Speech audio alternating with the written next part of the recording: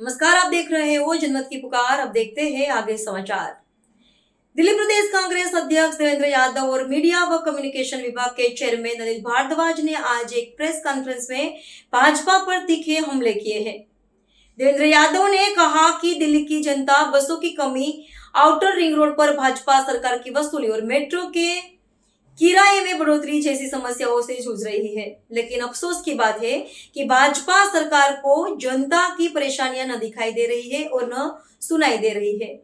उन्होंने आरोप लगाया कि भाजपा दिल्ली की जनता की तकलीफों को नजरअंदाज कर रही है। देवेंद्र यादव की पूरी बात सुनिए।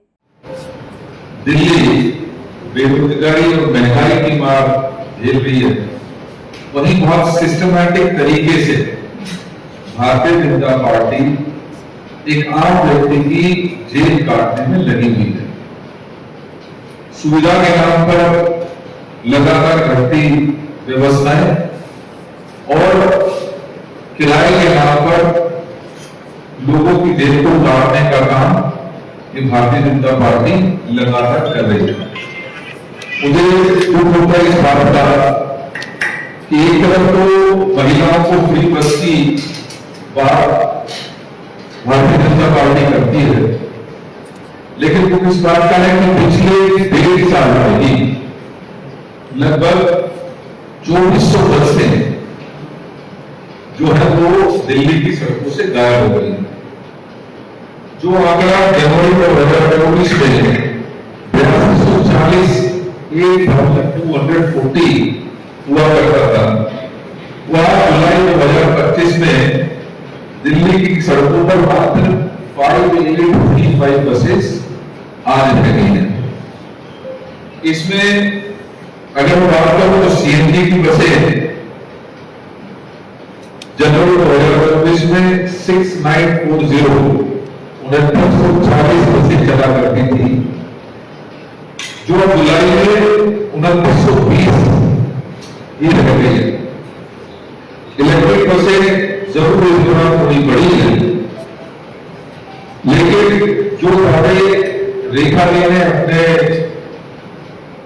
बजट के भाषण में किए या अलग अलग मौकों पर जिस तरीके से बात की थी कि लगभग 5000 वो नई इलेक्ट्रिक बसेस इसी फाइनेंशियल ईयर में ऐड करने जा रहे हैं, वो लक्ष्य काफी दूर नजर आ रहा है।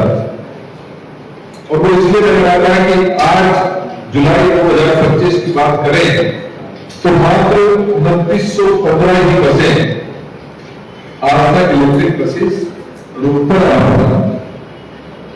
कुल मिला के जो बसेस 8240 हुआ करती थी वो 1835 आज लोगों के लिए उपलब्ध है, जिसकी वजह से अभी अनिल जी कह रहे हैं कि आज किसी को फोन करो, किसी से बात करो तो कहता है कि मैं बस की क्यू में खड़ा हूं और बस का इंतजार कर रहा हूं।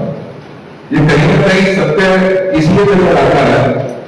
और इस 1.5 साल में से अगर हम सिर्फ 7 महीने भारतीय जनता पार्टी के रहे हैं उसकी बात करें तो इस दौरान 2217 सीएनजी बसेस इस दौरान सिर्फ 7 महीने के अंदर लगी, जिसमें अगर पढ़ूं तो जनवरी फरवरी में 448 बसें कम हुई, मार्च में 345 बसें कम हुई, अप्रैल में 111 बसें हटा दी गई, मई में 232, जून में 96 और जुलाई में 985 बसेस जो सीएनजी की बसेस थी उनको सड़कों से हटा दिया गया क्योंकि उनकी उम्र हो चुकी थी।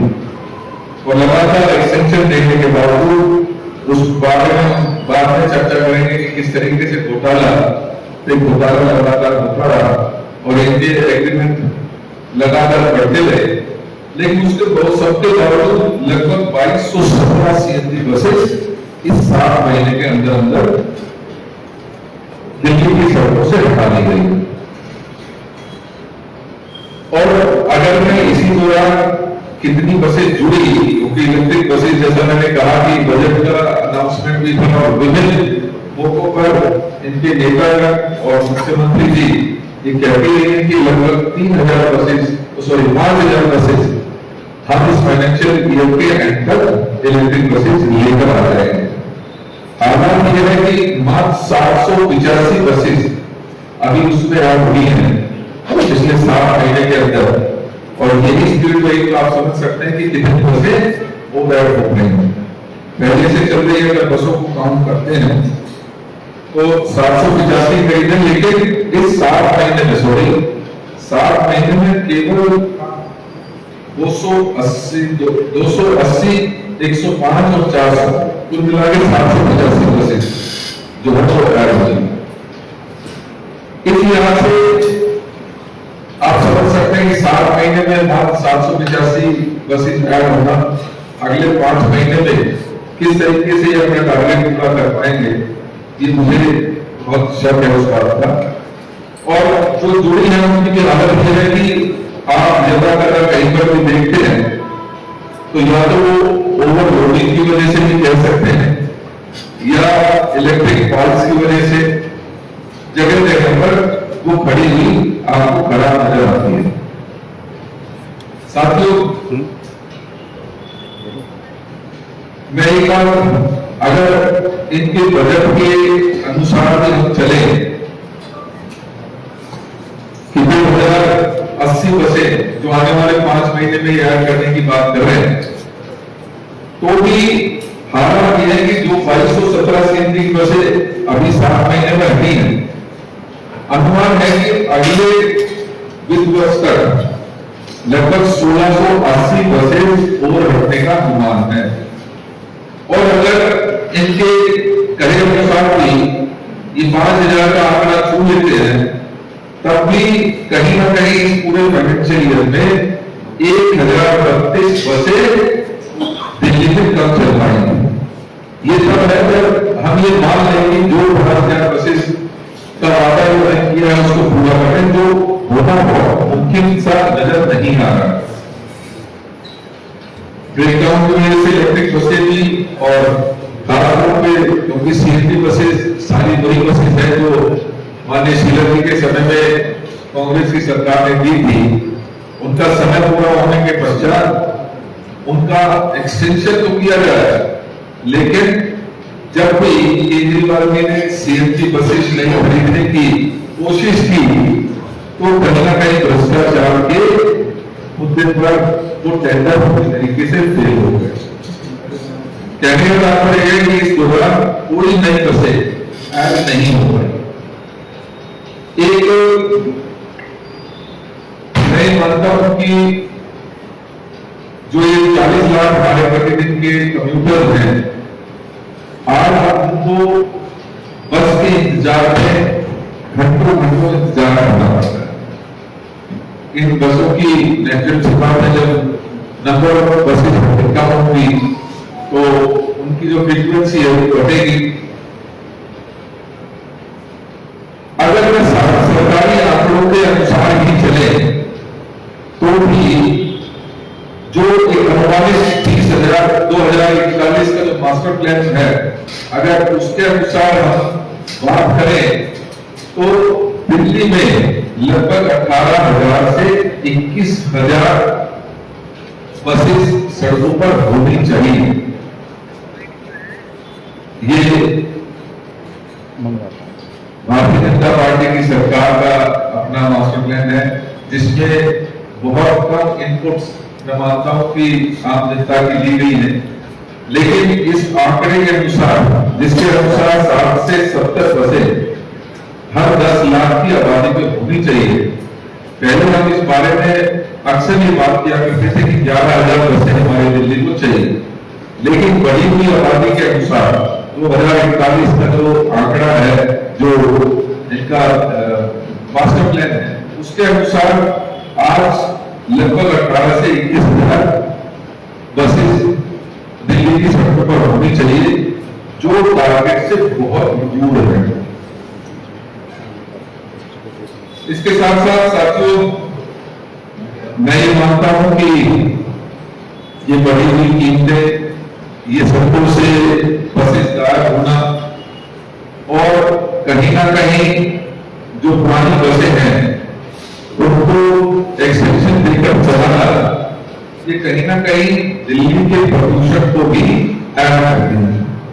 ये बढ़ावा देती है प्राइवेट जो 2 व्हीलर 3 व्हीलर और प्राइवेट कार्स को, क्योंकि लगातार हमें देखने में आया है कि बसें लगातार घट रही हैं और लोगों को मजबूर होना पड़ रहा है कि वो अपने प्राइवेट व्हीकल्स पर चलने के लिए मजबूर होते हैं।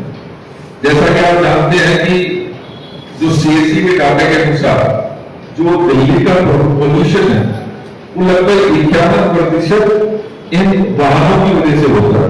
तो कहीं ना कहीं जहां महंगाई, बेरोजगारी, गरीब आदमी की पॉकेट पे वार के साथ साथ ये कहीं ना कहीं दिल्ली का जो वातावरण है उसको भी खराब करने में DTC और इस सरकार की लापरवाही साफ नजर आती है। हमारा ये कहना है कि इस सरकार को सिर्फ वादे और बातों से उठकर कहीं ना कहीं इनको धरातल पर वो चीज करने की जरूरत है। आज दिल्ली का विशेष रूप से गरीब तबका और जो सुदूर गांव की तरफ लोग रहते हैं उनके लिए प्रगति आज एक सपना बन रह गया है और वो पूरी तरीके से अपने प्राइवेट व्हीकल्स पर डिपेंडेंट हो गए। साथ ही उसी तरीके से जहां बसों की बात मैंने की,